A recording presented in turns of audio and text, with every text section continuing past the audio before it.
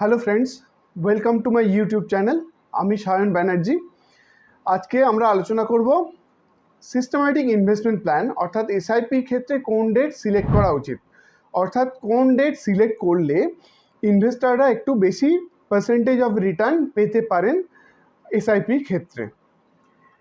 Systematic investment plan SIP, আমি যাকে smart investment প্ল্যানও বলি, এই এসআইপি সম্পর্কে ধারণা এখন প্রায় প্রত্যেকের অল্প বিস্তর রয়েছে। এসআইপিতে কী হয়, এসআইপিতে একটা নির্দিষ্ট পরিমাণ টাকা সপ্তাহের, মাসের কিংবা কোয়ার্টারের একটি নির্দিষ্ট দিনে একটি নির্দিষ্ট মিউচুয়াল ফান্ড স্কিমে ইনভেস্ট করা হয়। এসআইপি একটা অটোমেটেড মেকানিজম, যাতে বাই লো এবং সেল হাই এই প্রিন্সিপালটা ফলো করা যায়, অনেকটা ফলো করা যায়। যেহেতু fixed amount of rupees invest করা হচ্ছে একটি নির্দিষ্ট স্কিমে, মার্কেট যখন ওপরের দিকে থাকে অর্থাৎ মার্কেট যখন হাই, তখন ইউনিট প্রাইস বেশি থাকে, ফলে ফিক্সড অ্যামাউন্ট ইনভেস্ট করার জন্য কম নাম্বার অফ ইউনিট ইনভেস্টাররা অ্যাকোয়ার করেন। আবার যখন মার্কেট লো সাইডে থাকে অর্থাৎ মার্কেট ডাউন থাকে, তখন মিউচুয়াল ফান্ডে পার ইউনিট প্রাইস অর্থাৎ ন্যাভ কম থাকে, ফলে ইনভেস্টাররা বেশি নাম্বার অফ ইউনিট অ্যাকোয়ার করতে পারেন। এর ফলে কি হয়, এর ফলে হয় কস্ট অ্যাভারেজ আউট হয়ে যায়। এই সিস্টেমটাকে বলা হয় রুপি কস্ট অ্যাভারেজিং। সোজা কথায় ইনভেস্টারদের পার ইউনিট পারচেস প্রাইস কম হয় রাদার দ্যান লামসাম ইনভেস্টমেন্ট।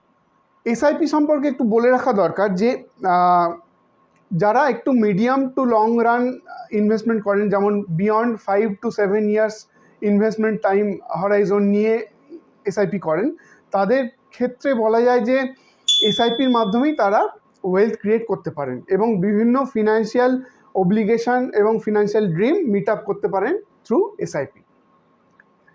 এখন প্রশ্ন হলো যে মাসের কোন দিন এসআইপি জন্য চুজ করা উচিত।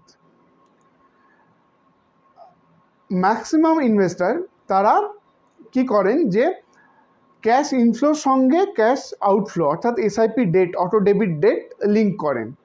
এক্সাম্পল হিসেবে বলা যায় যে যারা স্যালারিড এমপ্লয়ি, তারা এসআইপি ডেট ম্যাক্সিমাম বাঁচেন মাসের 5 কিংবা 10 তারিখে, অর্থাৎ স্যালারি যখন ক্রেডিট হয়, অর্থাৎ স্যালারি যখন ব্যাংকে আসে সেই সময়। কিন্তু অনেক ইনভেস্টর মনে করেন যে মাসের শেষ দিকে যদি এসআইপি করা যায়, তাহলে মার্কেট ওই সময় একটু লো থাকে এবং মার্কেট লো থাকার কারণে মিউচুয়াল ফান্ডে ইউনিট প্রাইসও একটু কম থাকবে। সেই কম প্রাইসে সুযোগ নিয়ে একটু রিটার্ন পার্সেন্টেজ বেশি পাওয়ার আশা থাকে যদি মাসের শেষ দিকে এসআইপি করা হয়। তো এই তথ্যটা কি সঠিক, আমরা সেটা যাচাই করব একটি রিসার্চ রিপোর্টের বেসিসে। এটুকু বলা যায় যে মিউচুয়াল ফান্ডের এসআইপি করার ক্ষেত্রে ডেট ভ্যারিয়েশনের জন্য রিটার্নের ভ্যারিয়েশন খুব একটা সিগনিফিক্যান্ট হয় না। ইটি মিউচুয়াল ফান্ড তারা একটা রিসার্চ কন্ডাক্ট করেছে। Aditya Birla frontline equity fund একটা খুব renowned equity mutual fund scheme, তাকে বেছে নিয়েছে এই স্টাডিটা করার জন্য।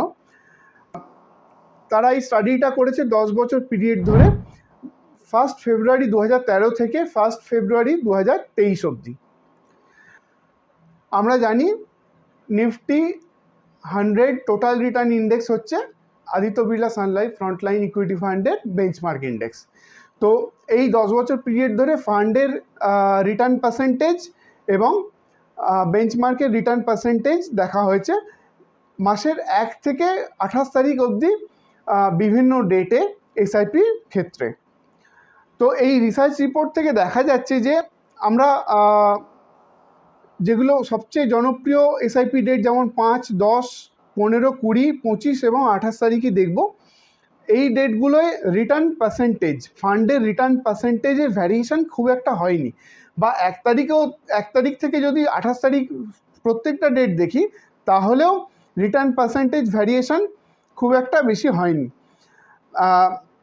এই এই স্ক্রিনশট থেকে দেখা যাচ্ছে যে রিটার্ন পার্সেন্টেজ 5 তারিখে 12.09%, 10 তারিখে রিটার্ন পার্সেন্টেজ 12.08% এবং 15 তারিখে রিটার্ন পার্সেন্টেজ হচ্ছে 12.12%, 20 তারিখে রিটার্ন পার্সেন্টেজ 12.10%, 25 তারিখে রিটার্ন পার্সেন্টেজ 12.18% এবং 28 তারিখে রিটার্ন পার্সেন্টেজ 12.15%।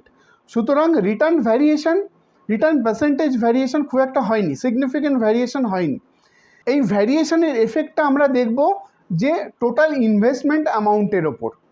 কেউ যদি এই সময়ের মধ্যে 10,000 টাকা ইনভেস্ট করেন এসআইপিতে, প্রত্যেক মোডে এসআইপি মোডে, তাহলে ফান্ড থেকে যে রিটার্নটা পাওয়া গেছে সেই রেঞ্জটা হচ্ছে 22 কেউ যদি 10,000 টাকা ইনভেস্ট করে থাকেন এই পিরিয়ডের মধ্যে, কেউ যদি 10,000 টাকা ইনভেস্ট করে থাকেন এই আদিত্য বিড়লা সান লাইফ ফ্রন্টলাইন ইকুইটি ফান্ডে এই 10 বছর পিরিয়ডের মধ্যে, তার রিটার্ন হয়েছে 22.40 লাখ থেকে 22.62 লাখ। অর্থাৎ রিটার্ন পার্সেন্টেজ যেমন সিগনিফিকেন্ট ভ্যারিয়েশন হয়নি, তেমনি অ্যামাউন্ট অফ ইনভেস্টমেন্ট অর্থাৎ আলটিমেট কর্পাস তারও ভ্যারিয়েশন খুব একটা বেশি হয়নি।